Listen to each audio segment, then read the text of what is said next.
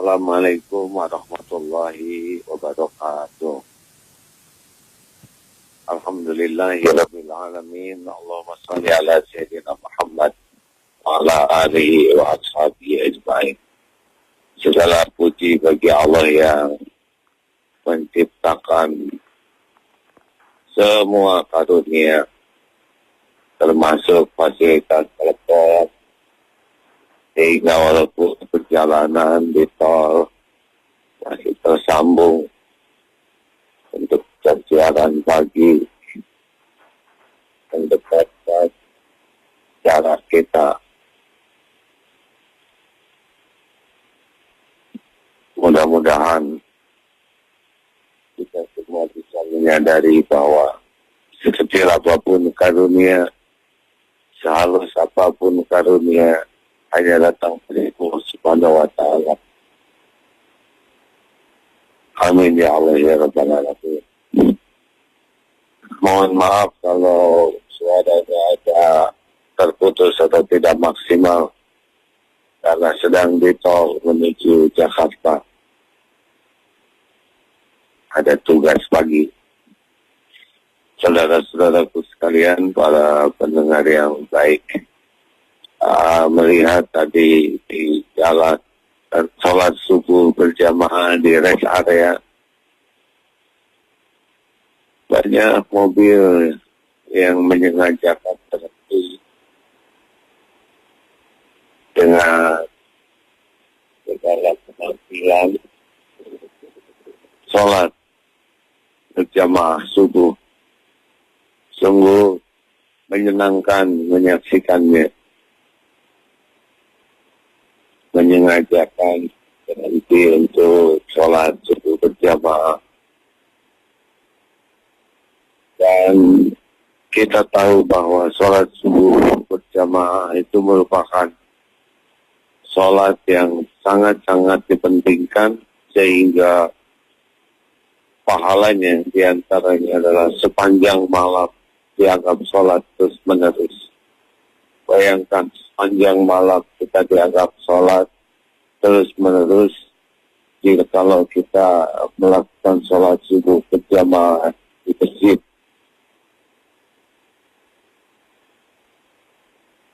kalau isya berjamaah separuh malam, hampir kita tidak akan kuat untuk sholat semalaman.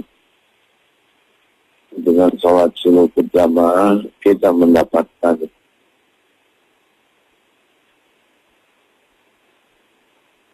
balasan dari Allah seperti sholat subuh berjamaah, sholat terus menerus sepanjang malam. Ini menunjukkan rasa suka Allah kepada yang melakukannya, sehingga pahalanya juga sangat besar. Bisa dibayangkan kalau sepanjang malam kita dianggap sholat terus menerus, lalu malam itu kita meninggal. Mudah-mudahan kita meninggal ditetapkan dalam keadaan sholat. Ya, semoga begitulah. Oleh karena itu, sahabat-sahabat sekalian, jangan tinggalkan sholat subuh berjamaah di masjid, terutama bagi para lelaki Islam, ya, kaum muslimin. Wanita tidak dilarang ke masjid kalau tidak menjadi fitnah. Bahkan suami pun melarang istrinya ke masjid. Melarang istrinya ke masjid. Ya, kecuali kalau jadi fitnah.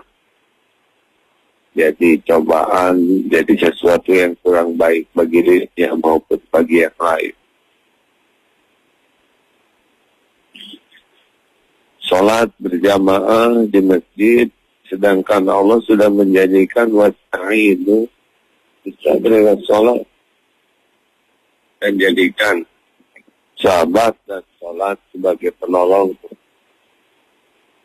Dalam hadis lain, ketika seseorang yang ingin bisa bersama Rasul di surga, lalu minta amalan, maka Rasulullah menganjurkan yaitu untuk memperbanyak sujud. Maka tolonglah permintaanmu itu dengan memperbanyak sujud, artinya memperbanyak sholat. Dengan demikian, kalau sholat sepanjang malam itu banyak sholat, itu adalah bagian dari yang mendatangkan pertolongan Allah. Maka ahli sholat subuh berjamaah, ahli sholat sepanjang malam, berarti orang yang dekat dengan pertolongan Allah. Kalau melaksanakan sholat subuhnya betul-betul berkualitas, sholat subuhnya tepat waktu, berjamaah di masjid, dan khusyuk, Masya Allah. Allah pasti menepati janjinya. Allah sudah janji, wasta'inu bisabri wassalah.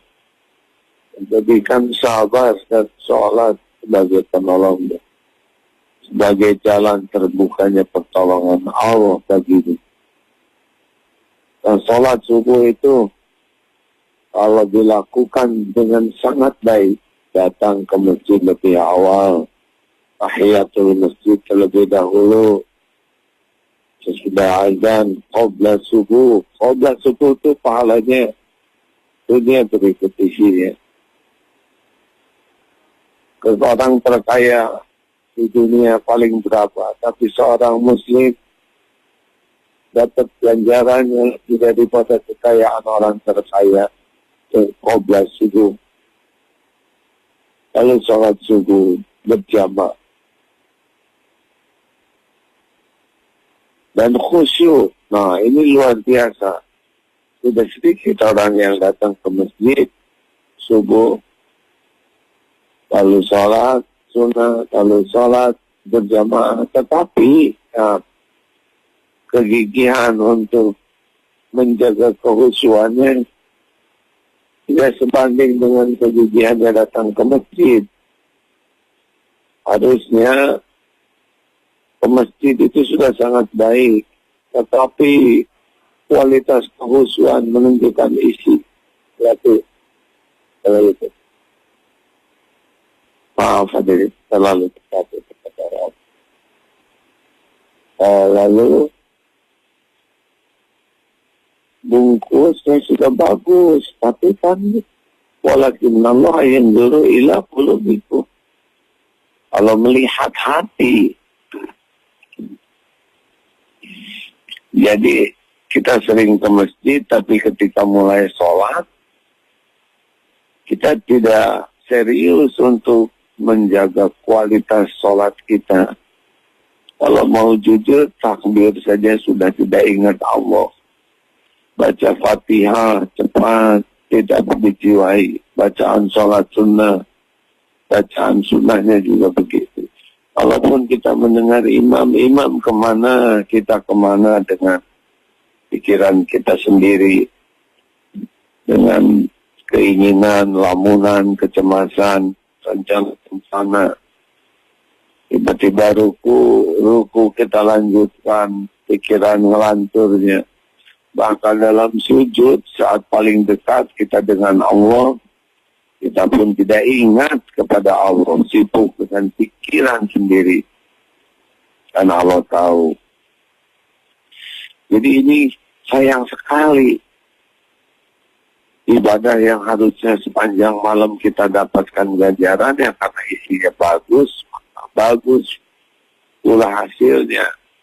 Kita sangat perlu pertolongan Allah dengan memperbanyak sujud. Tapi sujud kita sujud kosong dari zikrullah.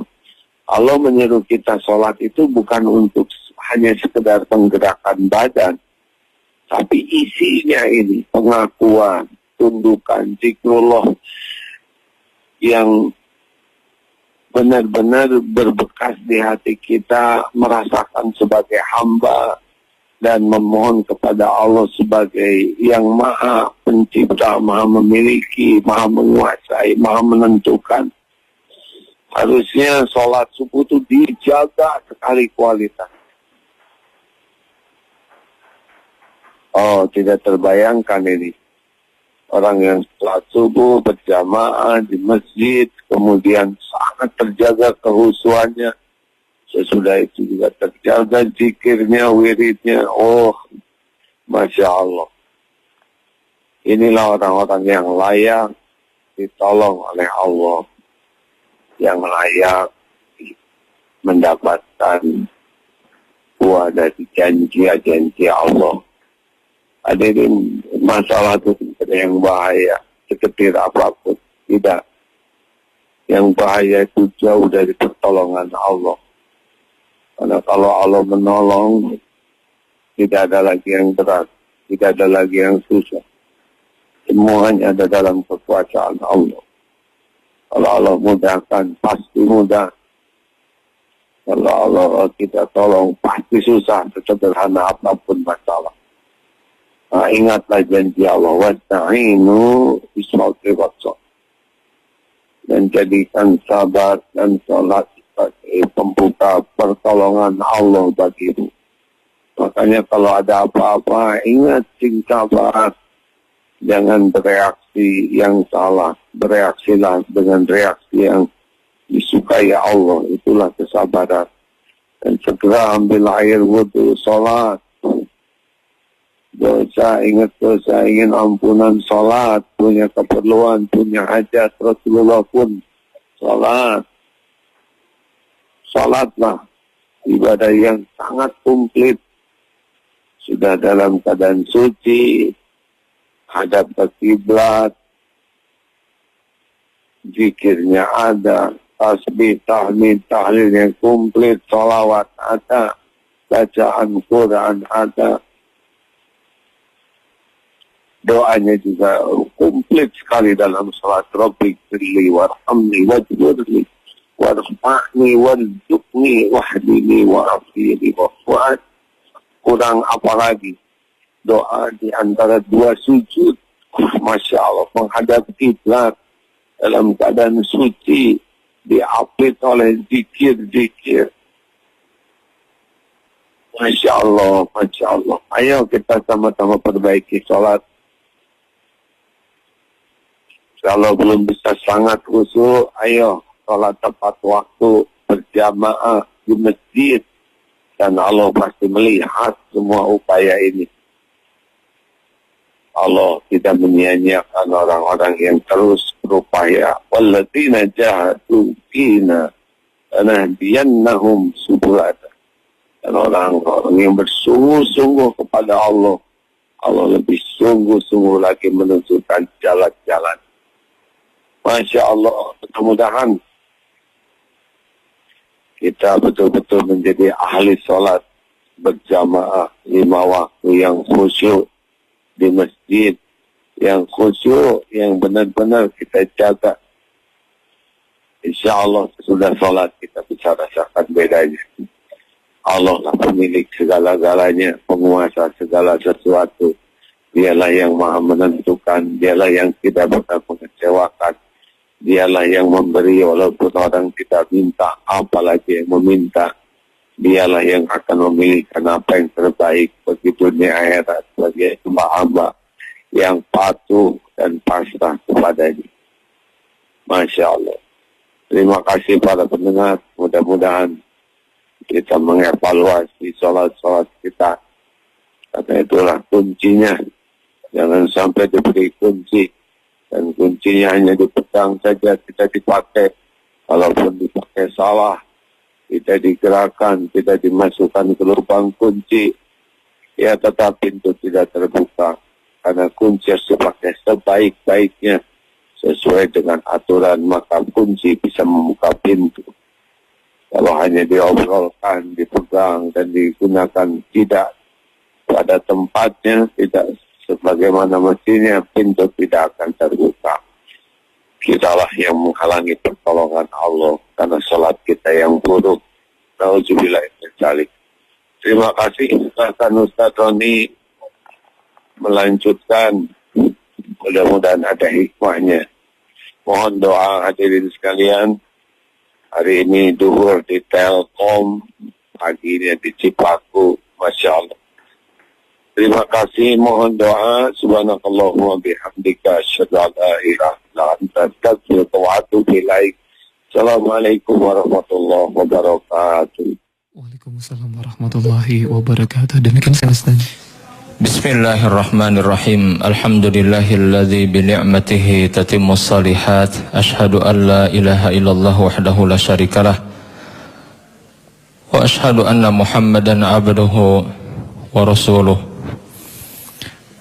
Allahumma salli wa sallim wa zid wa barik wa an'im ala habibina wa qudwatina Muhammadin wa ala alihi wa ashabihi ajma'in wa man tabi'ahum bi ihsanin ila yaumiddin, amma ba'd.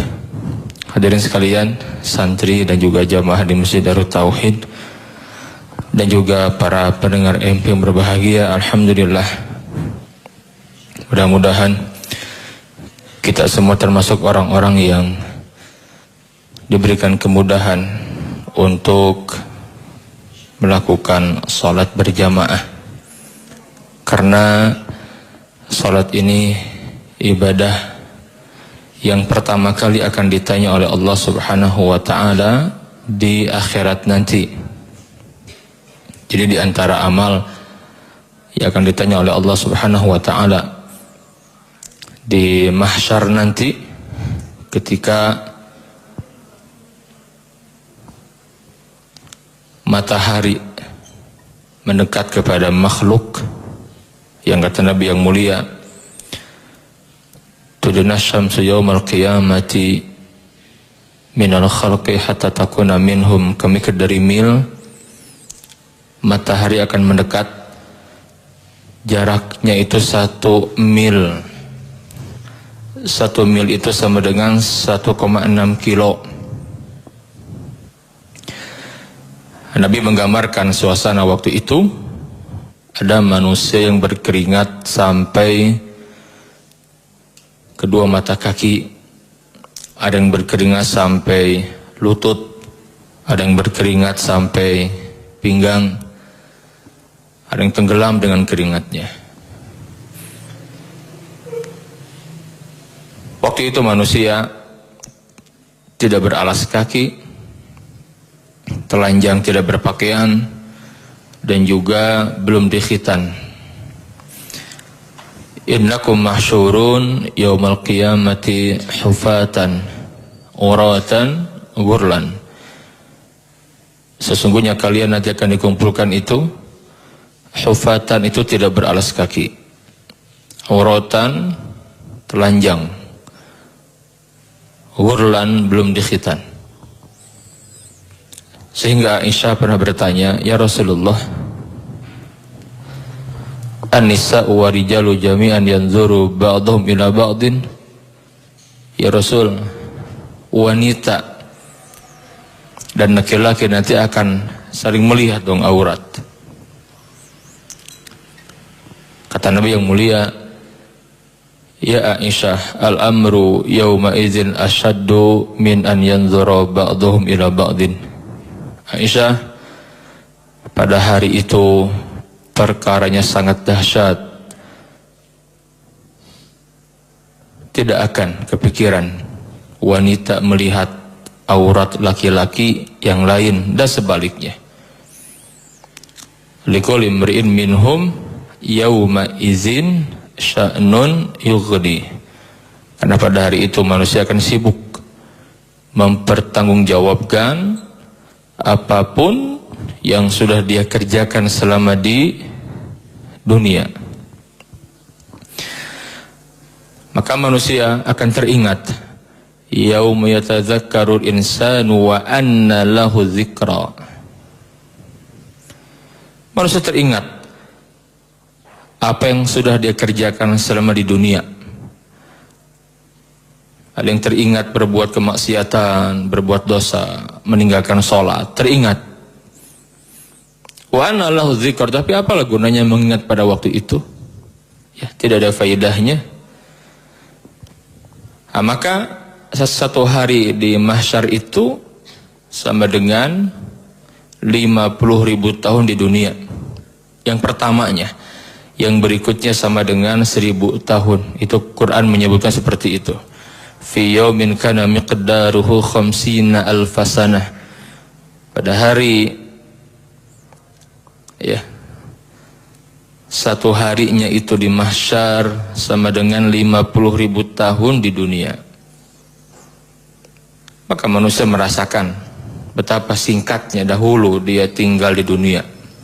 Lewat saja, hanya mampir saja. Pada waktu itulah manusia akan dihisab. Apa hisab itu?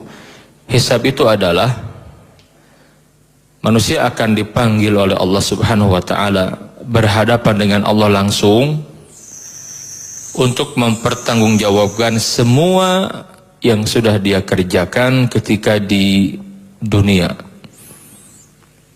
Dalam sebuah hadis yang sahih, yang pertama kali akan dihisab adalah salat.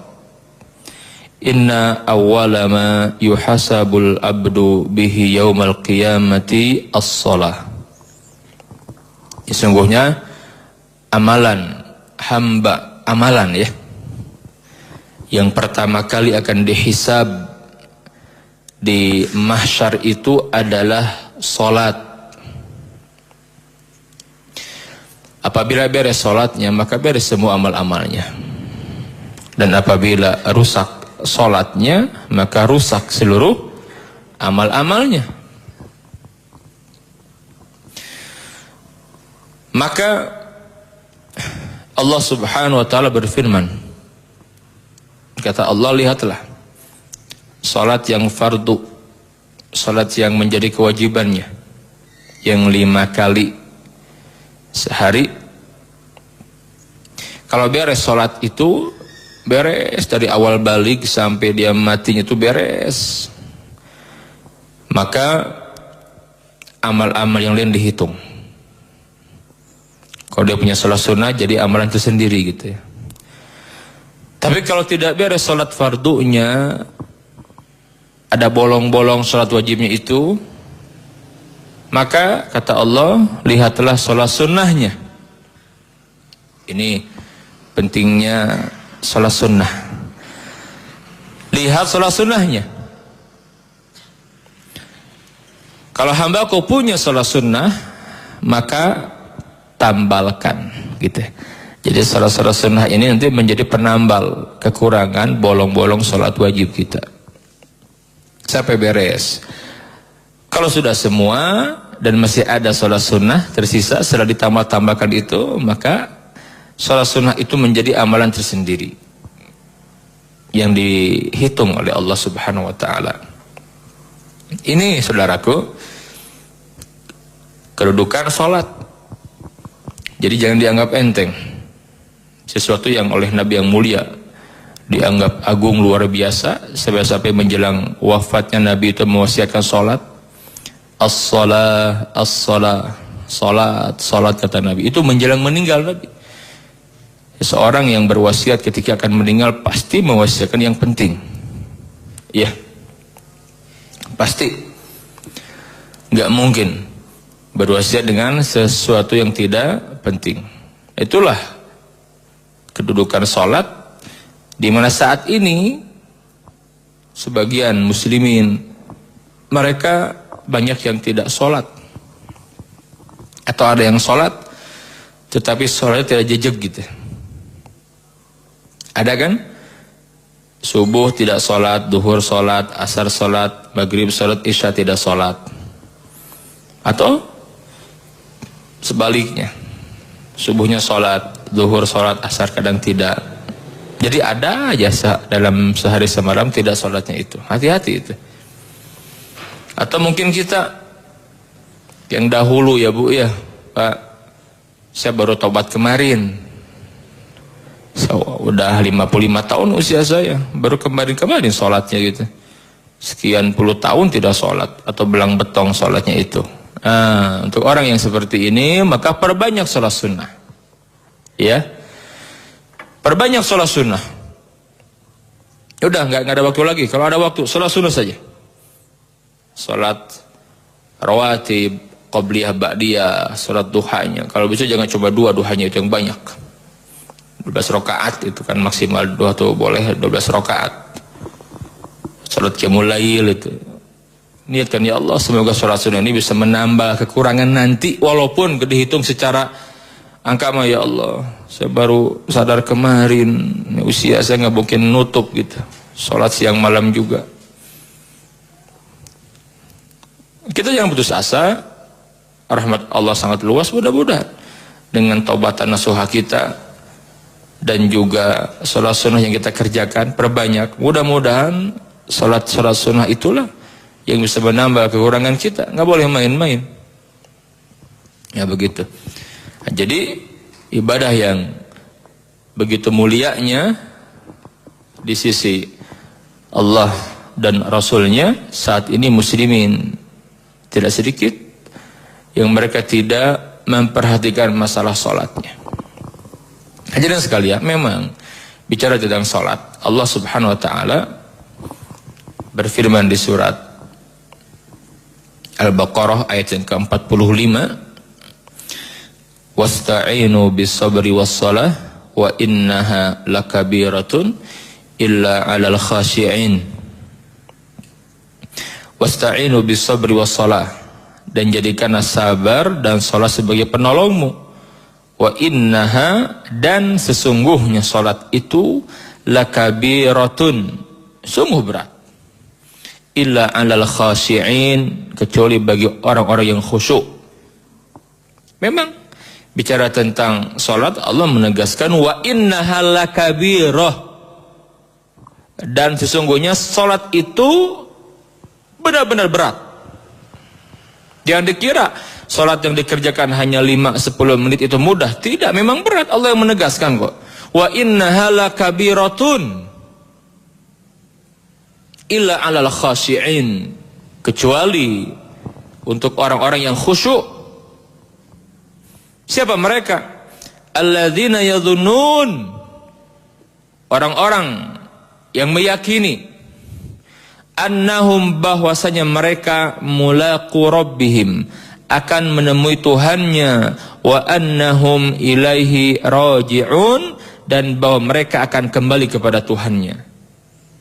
Ada sini pentingnya kita menjelaskan tentang adanya kehidupan yang abadi setelah kematian, adanya akhirat setelah dunia.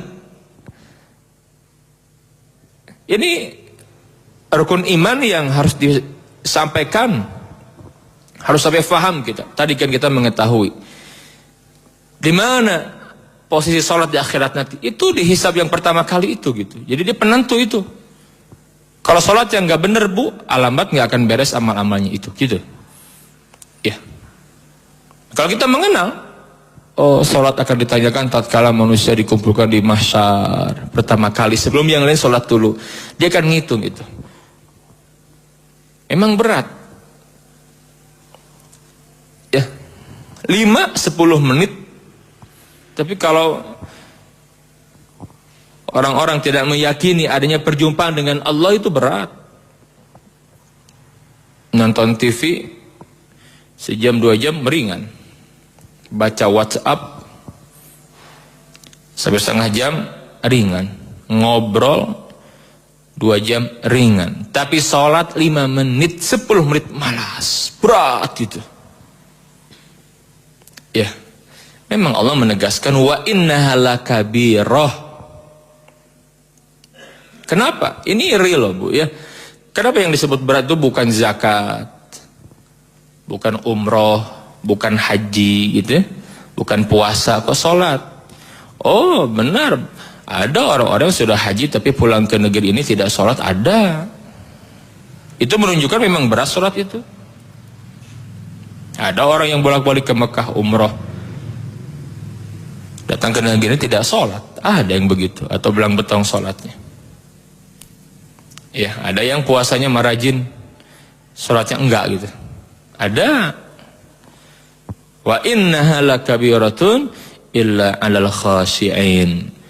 Mengapa kemudian Rasulullah sallallahu alaihi wa ala alihi wasallam beliau itu memberikan tuntunan kepada kita sebagai orang tua agar putra putri kita itu benar sholatnya.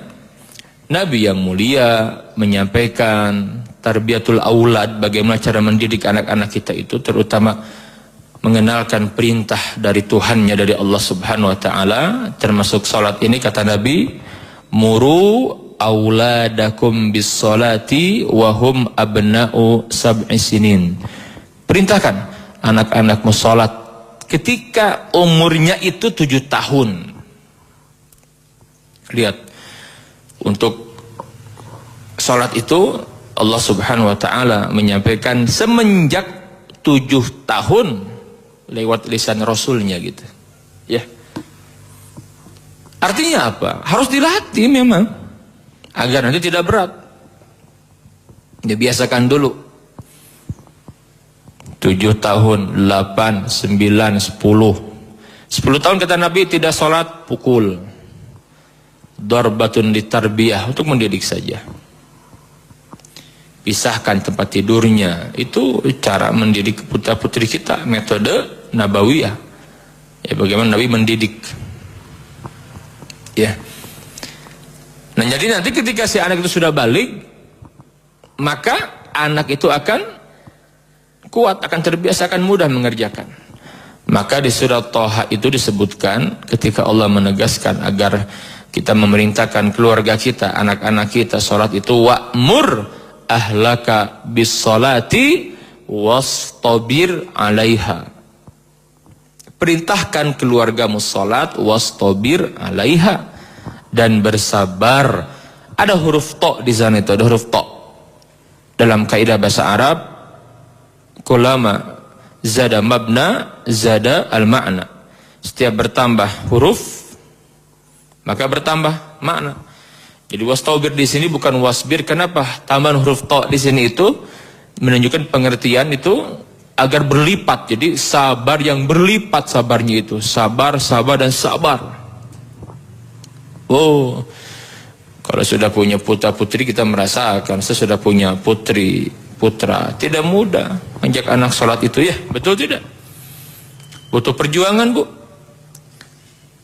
Terutama sholat subuh itu harus kita kompak sama istri kita itu. Harus kita bangunkan anak kita, tidak mudah. Tapi memang Nabi perintahkan ketika 7 tahun. Maka dipastikan orang tua yang tidak menerapkan kaidah ini akan kerepotan nanti itu. Kalau anak kita dibiasakan dari 7 tahun diperintahkan sholat, terus ajarkan ilmunya, sampaikan keutamaannya, kita didik mereka, akan terbiasa nanti ketika balik mereka itu, ya. Dan itulah tugas orang tua gitu kepada putra putrinya, kepada anaknya. Nah, itulah sholat. Jadi memang tidak mudah, ya, terutama saat ini masih masih ada sebagian muslimin yang kurang memperhatikan sholat berjamaah. Memang tidak wajib hukumnya itu, para ulama sepakat, jumhur ulama, hukum sholat berjamaah tidak wajib, sunnah muakkadah, sunnah yang dianjurkan sekali. Tetapi kalau kita melihat bagaimana praktek Nabi yang mulia sallallahu alaihi wasallam begitu menekankan sholat berjamaah di masjid untuk para bapak, para ikhwan, para laki-laki itu, sampai Nabi kemudian menyampaikan, ya, hampir aku bakar katanya rumah-rumah orang-orang yang tidak mau datang ke masjid itu. Aku sangat ingin memerintahkan seseorang untuk mengimami sholat, kemudian aku ingin berangkat, ya, mencari orang-orang yang rumahnya dekat ke masjid tapi tidak sholat berjamaah, akan aku bakar, kata Nabi itu. Ini menunjukkan saking dahsyatnya perintah sholat berjamaah gitu, ya. Jadi harus diperhatikan, ya, terutama sholat subuh dan sholat isya. Sampai Nabi menyebutkan, seandainya kita tahu apa yang ada di sholat isya dan sholat subuh itu, kalian akan datang dengan merangkak, katanya. Inilah sholat yang disebutkan yang paling berat bagi orang-orang munafik. Jadi orang yang paling berat mengerjakan sholat itu, sholat isya dan subuh itu, orang munafik. Bagaimana ceritanya? Dulu kan masih gelap. Sholat Isya dan subuh itu kan masih gelap. Orang-orang munafik kan sholat ingin dilihat orang gitu. Jadi kalau berangkat malam dan subuh itu berat mereka karena nggak ada yang lihat. Ya, jadi Nabi menyebutkan kalau seseorang itu sudah mulai malas berangkat ke masjid untuk sholat Isya dan subuh, hati-hati, jangan-jangan ada benih-benih kenifakan dalam dirinya gitu. Jangan-jangan ada benih kenifakan dalam dirinya. Ya, karena orang beriman nggak mungkin nggak semangat ke masjid, dia akan semangat ke masjid seperti itu. Allah alam bisawab, mudah-mudahan kita termasuk orang-orang istiqomah dengan ibadah sholat ini ya. Kita ingatkan keluarga kita agar menjaga sholat mah nggak boleh ditinggalkan dalam kondisi apapun juga. Sakit ada ajaran, ada fikihnya bagi orang yang sakit seperti apa. Sedang safar ada perintahnya. Sholat seperti apa ya, ada jam, ada qashar dan lain-lain. Nggak boleh ditinggalkan, nggak boleh. Selama kita masih hidup, berakal, tidak gila gitu, kita muslim sudah balik, wajib sholat, nggak boleh ditinggalkan. Allah alam bisawab. Kang Hasan, ada dialog, kita buka kesempatan, silakan. Baik, kami persilakan sahabat MK bagi Anda yang ingin bergabung bersilaturahim di pagi ini di 022 2017076. Anda bisa pergunakan sahabat MK di 022 2017076 untuk Anda yang ingin bergabung bersilaturahim di kesempatan pagi hari ini. Silakan sahabat MK, dan bagi Anda yang berada di luar negeri, Anda bisa menambahkan kode area Indonesia di 6222017076. Dan bagi Anda yang sudah tersambung, harap untuk bisa mengecilkan volume radio terlebih dahulu untuk memaksimalkan suara yang masuk ke studio. Sudah ada yang bergabung di line telepon, kita akan langsung sapa di 0222017076. Assalamualaikum warahmatullahi wabarakatuh. Assalamualaikum warahmatullahi wabarakatuh. Waalaikumsalam warahmatullahi wabarakatuh. Baik, alhamdulillah. Sahabat siapa di mana? Sahabat Ansor di Bandung. Ya, sahabat Ansor silakan. Ya, assalamualaikum Ustaz. Waalaikumsalam warahmatullahi wabarakatuh. Mau tanya nih Ustaz, bagaimana menyikapi diri ini yang istilahnya udah tahu bahwa itu dosa, tapi terus dilakukan gitu, terus tobat lagi, terus maksiat lagi, terus tobat lagi gitu. Istilahnya mungkin tobat tambah gitu. Jadi selama ini STMJ itu sholat terus maksiat jalan gitu. Dan yang kedua, barangkali Ustaz punya referensi kitab ataupun buku tentang Ma'rifatullah, Ma'rifatul Rasul, dan Ma'rifatul Islam. Itu aja Ustaz. Terima kasih. Wassalamualaikum warahmatullahi wabarakatuh. Waalaikumsalam warahmatullahi wabarakatuh. Baik, bagaimana seorang yang tobat, bikin dosa lagi, tobat lagi, bikin dosa lagi? Ya, itulah kita. Ya, itulah kita gitu kan. Begitulah manusia itu, seperti itu. Jadi kesalahan di masyarakat, sebagian kita memahami orang kalau sudah tobat dengan taubatan nasuha nggak akan bikin dosa lagi. Siapa orang yang begitu? Ada nggak? Berat, tidak mudah. Jadi yang harus ada dalam diri kita itu tidak berputus asa ketika kita berbuat maksiat. Ya, Nabi yang mulia bersabda, kullu bani Adam khatta'un wa khairul khatta'ina tawabun. Setiap bani Adam itu khata', berbuat dosa, banyak berbuat dosa. Wa khairul khata'in at-tawabun, dan sebaik-baik yang berbuat dosa itu, yang pernah bikin dosa, yang segera tobat kepada Allah. Sekarang taubatan nasuhan, nangis. Manusia boleh jadi suatu hari imannya sedang lemah, bikin dosa lagi, taubat lagi saja. Ya, taubat, bikin lagi, taubat lagi, terus begitu. Sampai kapan? Ya, sampai kita mati. Mudah-mudahan kalau kita menjadikan taubat bagian dari amal kita, mudah-mudahan tatkala kita mati itu sedang taubat. Di surat Az-Zumar itu ayat yang ke-53, Allah subhanahu wa ta'ala berfirman, Qul ya ibadiyalladzina asrafu ala anfusihim, katakanlah wahai hamba-hambaku yang melampaui batas terhadap diri mereka, la taqnatu min rahmatillah, Janganlah kamu berputus asa dari rahmat Allah. Innallaha yaghfirudz dzunuba jami'an. Sesungguhnya Allah mengampuni dosa-dosa semuanya. Innahu huwal ghafurur rahim. Sesungguhnya dialah yang maha pengampun lagi maha penyayang. Ini kata para ulama, arja ayatin min kitabillah. Ayat yang paling memberikan harapan kepada kita. Kita bersyukur, alhamdulillah Allah berfirman ini gitu. Karena manusia nggak ada yang sempurna, saudaraku. Sekarang bikin dosa, besok tobat, nggak ada jaminan kita nggak bikin dosa sampai mati. Pasti bikin dosa lagi. Dan itulah manusia. Tapi terus selama kita tidak meniatkan dosa itu, kita berjuang sekuat tenaga untuk menjaga diri dari dosa dan kemaksiatan. Kita berjuang gitu ya, menjaga diri ya, untuk tidak bikin dosa. Pas bikin lagi tinggal taubat lagi.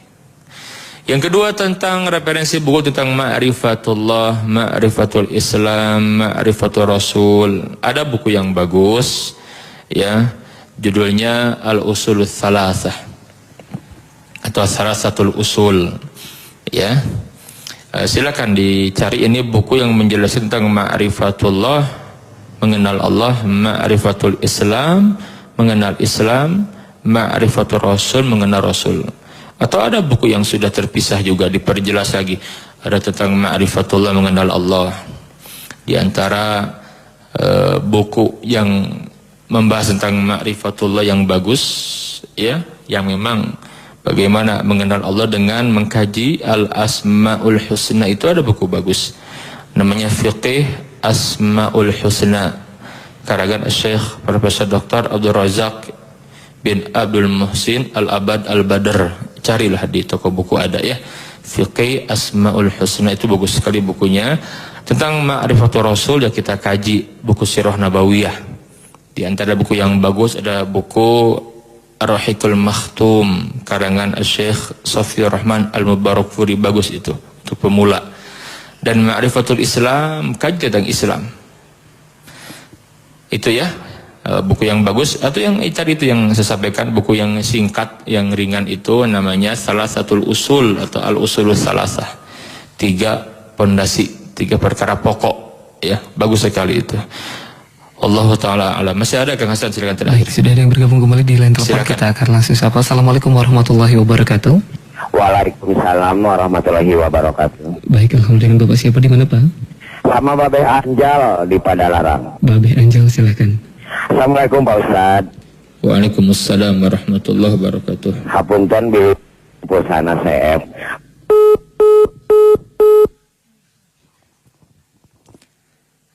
Memang CF.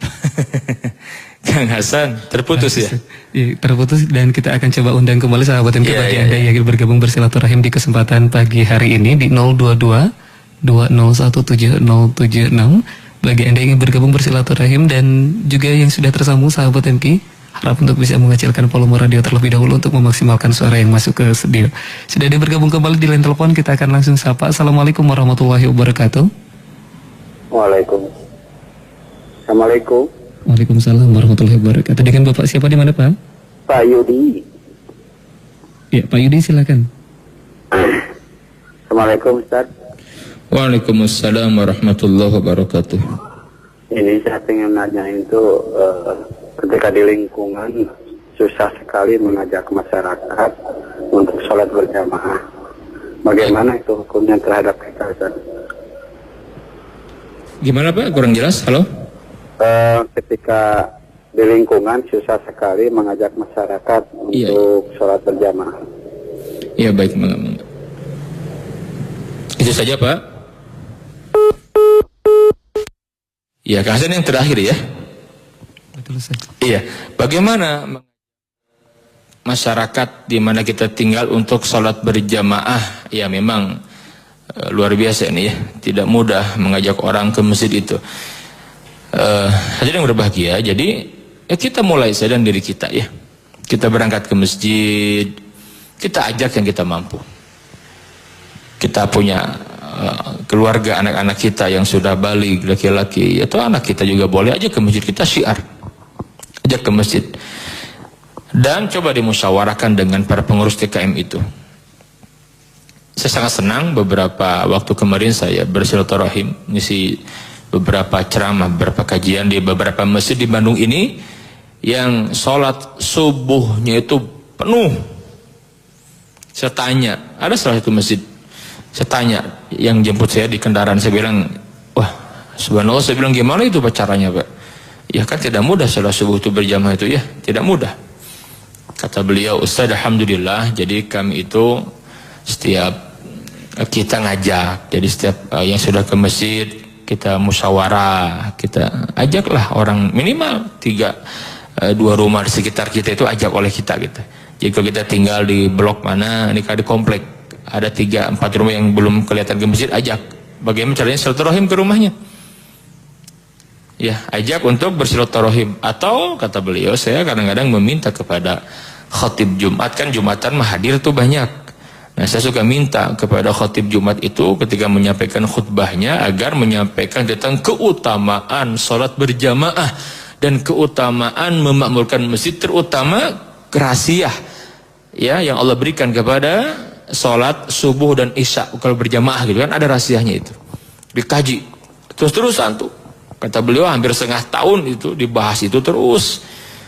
Di khutbah Jumat itu terus saja. Ya akhirnya orang juga mendengar keutamaan itu, tahu, dan juga harus targhib wa tarhib, nggak cuma diberikan motivasi, juga ada ancaman juga kan bagi orang-orang yang tidak mau ke masjid, itu kan ada ancamannya, betul tidak?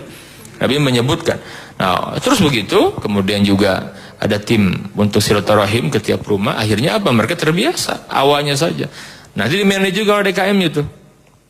Biasanya dibuat nyaman lah di masjid itu ya. Apa ada kajian, cuman gak lama-lama beres sholat ada kajian hanya 10 menit, mengingatkan rutin setiap hari itu seperti itu. Bahkan seminggu sekali ada kajian, saya suka ngisi di sana gitu, ada ngisi kajian. Setelah itu ada apa ya, berjamaah seneng lah sambil makan bubur ya, beres itu kan kita ngobrol-ngobrol tukar, masya Allah. Jadi kerasa sekali tuh ukhuwahnya itu ya, kerasa sekali ya. Harus ada berbagai macam cara untuk kita gunakan agar masyarakat yang kita tinggal di sana mau ke masjid. Butuh perjuangan, memang butuh perjuangan, tidak mudah. Itulah dakwah kita. Mudah-mudahan kalau kita istiqomah dan terus berdoa kepada Allah Subhanahu wa taala, mereka diberikan kemudahan, hidayah oleh Allah Subhanahu wa taala. Jadi kita ditunjuk, diberikan jalan oleh Allah, ya, dipilih oleh Allah. Sampai hidayah kepada orang lain lewat kita itu lebih baik daripada humrun na'am, daripada unta merah, daripada kendaraan yang berharga, daripada dunia dan isinya begitu ya. Jadi kita bersyukur kalau kita diberikan jalan, orang dapat hidayah lewat kita. Allah a'lam bishawab. Ya, sudah habis pengasannya, terima kasih. Fa'tabiru ya udil albab. Semoga kita istiqamah dengan salat dan salat berjamaah, terutama subuh dan isya. Subhanakallahumma wa bihamdika asyhadu an la ilaha illa anta astaghfiruka wa atubu ilaik. Assalamualaikum warahmatullahi wabarakatuh.